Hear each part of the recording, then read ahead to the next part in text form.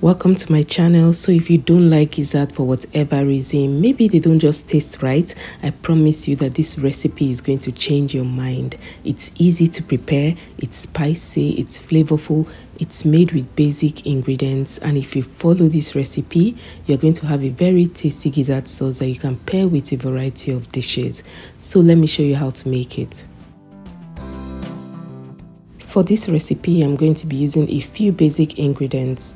First, I have about 1 pound of gizzard, some tomato paste, some diced red and green bell peppers, some chopped onions and some sliced onions, some cooking oil, some roughly blended peppers, and I'll be seasoning with curry powder, dried thyme, garlic powder, 2 seasoning cubes, and some salt. So to start off, I'm going to be boiling my gizzard. I already went ahead to wash and clean the gizzard. I'm going to be boiling with some chopped onions, some curry powder, some dried thyme, 1 seasoning cube, and some salt. And that's it. You don't need any more spices. It's totally unnecessary. I'm going to mix everything together and allow it to cook in its own juices for 5 to 7 minutes before adding some water. Now at this point, the gizzard has been cooking in its own juices for about 6 minutes, and once again I'll stir everything together before adding some water. I'm going to be cooking the gizzard for about 25 minutes. After 25 minutes, taste your gizzard and it should be ready.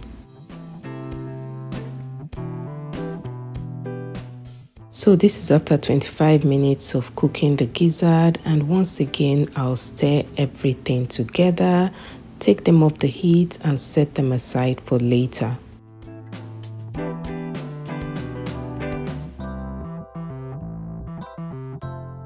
In a pan, I'm going to be adding some vegetable oil. You can use any kind of cooking oil that you have available. I'm going to be frying the gizzard in the oil. So if you're still watching, thank you so much. And if you're coming across my channel for the first time, my name is Evelyn. Please don't hesitate to hit the like button and also subscribe to my channel if you haven't already done so you don't miss any of my amazing recipes. I'm going to allow this side fry for a bit before flipping them over. And after about 3 to 4 minutes, I'm just going to flip them over and fry the other side for a few minutes. Then I'll add some sliced onions. Now for the onions, you can add more or you can add less, but just add some amount of onions because it's going to help to build the flavor of the sauce. I'm just going to keep stirring and allow it to cook for about 2 minutes. And like I said earlier, if you follow this recipe, you are going to have an unforgettable gizzard sauce, and that I promise. After about 2 minutes, I'm going to be adding some tomato paste, and this is about 1 tablespoonful of tomato paste.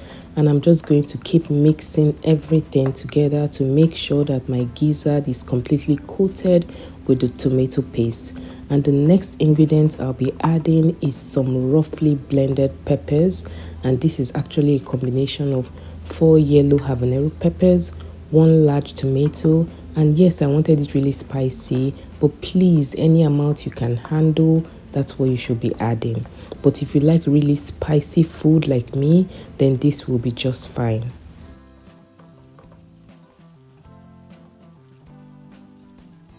So I'm going to season with 1 teaspoon of garlic powder, 1 seasoning cube, and a little bit of salt. Then I'm going to stir everything together to make sure that this is well combined and each of the gizzard has its own fair share of the spices we've just added.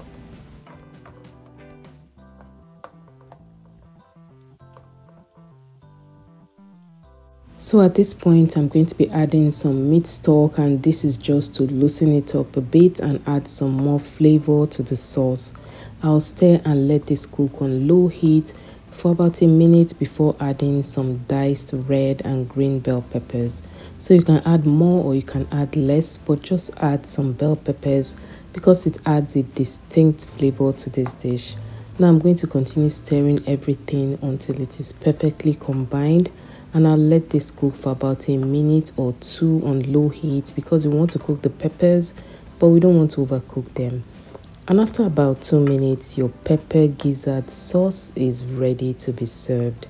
And guys, I just love the aroma of this dish, and the flavor is out of this world. You should really give this recipe a try. I promise you are going to love it. And the vibrant colors from the red and green bell peppers is something else. And the flavor they add, personally I love bell peppers, so why not? So I served mine with some white rice and it was amazing. You can also serve it with some boiled, fried or roasted plantains, some potatoes, fried rice or jollof rice. You can also have it on its own with a cold drink. And you can also prepare this and serve as appetizers for your special occasion. So guys, that's it for today's video. Thanks for watching. I hope you enjoyed today's recipe, and don't forget to subscribe to my channel and also give the video a thumbs up if you haven't done that already. Thanks again for watching, and I'll talk to you in my next video. Bye guys.